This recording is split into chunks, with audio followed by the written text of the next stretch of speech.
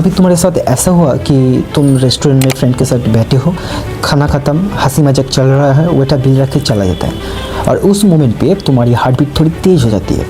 तुम pocket check करते हो, फिर दूसरी पॉकेट, फिर बैग, और तब रियलाइज होता है कि वॉलेट घर पर रह गया। अब सोचो, ये तुम्हारे साथ नहीं, एक दिन एक बिजनेसमैन के साथ हुआ था। लेकिन फ़र्क बस इतना ही है कि तुम्हारे लिए वो एम्ब्रेसिंग मेमोरी बन जाती और उसके लिए वो दुनिया का सबसे पावरफुल फाइनेंशियल इन्वेंशन बन गई।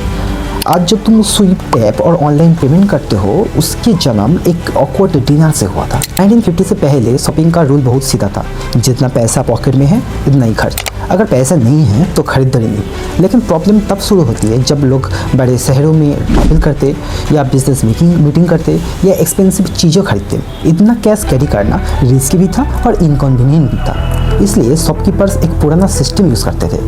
उधार, अगर वो तुम्हें जानते हैं, तुम्हारे नाम रजिस्टर में लिख देते हैं और महीने के एंड में तुम पेमेंट कर देते। ये ट्रस्ट बेस्ड सिस्टम छोटे लेवल पे चल सकता था, लेकिन जब सिटीज़ बड़े होने लगे और सिस्टम स्ट्रेंजर्स के साथ ट्रांजैक्शन बढ़ने लगे, तब ये सिस्टम टूटने लगे। ये इम्पॉसिबल भी था। दुनिया को एक ऐसी दाढ़ी का जरूरत थी जो पैसा तुरंत ना देने पड़े, लेकिन ट्रस्ट फिर भी मेंटेन रहे।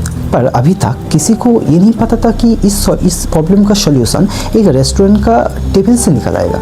1949 की एक ठंडी रात न्यूयॉर्क में बिजनेसमैन फ्रैंक मैग्नारा अपने क्लाइंट के साथ डिनर मीटिंग पे गया था। मीटिंग इंपॉर्टेंट थी, इम्प्रेशन इंपॉर्टेंट था, सब कुछ परफेक्टली चल रहा था। खाना ख़त्म हुआ, डील ऑलमोस्ट बाकी थी और उस मोमेंट पे उसे समझ आया कि वॉलेट घर पे रह गया। सोचो उस ऑकवर्ड साइलेंस को। एक सक्सेसफुल बिजनेसमैन जो दूसरों को पेमेंट और डील सिखाते हैं, वो खुद बिल पे नहीं कर पा रहा था।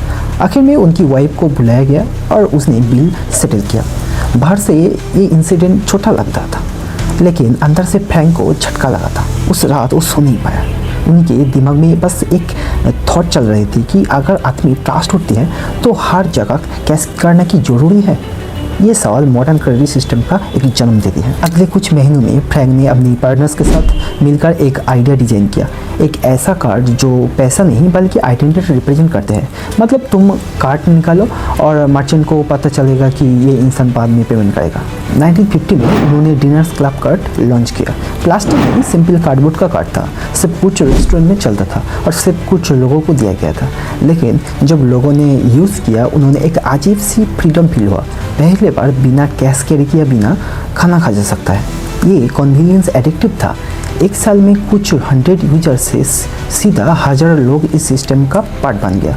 अब पेमेंट पैसे से नहीं, रेपुटेशन से बढ़ने लगे। जब बैंक्स ने देखे कि लोग पैसे से ज़्यादा फ्लेक्सिबिलिटी को वैल्यू कर रहा है, उन्होंने सिस्टम को और पावरफुल बना दिया। अब से महीने के एंड में फुल पेमेंट करने का जरूरत नहीं था, तुम थोड़ा थोड़ा करके भी चुका सकते थे। यहीं से एक सटल चेंज हुआ। पहले लोग खरीदते क्योंकि उनके पास पैसा होता था, अब लोग खरीदते क्योंकि उनके पास कार्ड होता था। और धीरे धीरे क्रेडिट कार्ड सिर्फ इमरजेंसी टूल नहीं रहा, लाइफस्टाइल बन गया। ट्रैवल बुकिंग, शॉपिंग, मेंबरशिप, सब कुछ फ्यूचर इनकम के अगेंस्ट होने लगा।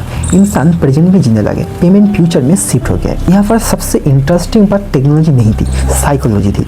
जब तुम कैश देते हो तो तुम्हें लॉस फील होता है, लेकिन जब तुम कार्ड स्विप करते हो, ब्रेन उससे रियल खर्च नहीं मानते। तुम्हें लगता है कि पेमेंट हो गया, जबकि एक्चुअल में तुम्हें एक प्रॉमिस साइन किया होता है। इसीलिए लोग कार्ड से ज़्यादा खर्च करते हैं। उन्हें लगता है कि अफोर्डेबिलिटी बढ़ गई है, जबकि सिर्फ डिले बढ़ जाती है। मॉडर्न इकोनॉमी इसी बिहेवियर पे चलता है। तुम अभी एंजॉय करो, फ्यूचर में तुम पेमेंट कर दोगे। एक भूला हुआ वॉलेट सिर्फ एक पर्सनल एम्बेरसमेंट नहीं था, वो एक टर्निंग पॉइंट था जहाँ से दुनिया कैश से ट्रस्ट और ट्रस्ट से डेब्ट की तरफ बढ़ गई। आज क्रेडिट कार्ड तुम्हें फील कराता है कि तुम अमीर हो, फ्रीडम देती है, कन्वीनियंस देती है, लेकिन असल में वो तुम्हें पैसा नहीं देता, सिर्फ वक्त देता है। और वक्त हमेशा फ्री नहीं होता, वक्त हमेशा इंटरेस्ट के साथ वापस आती है।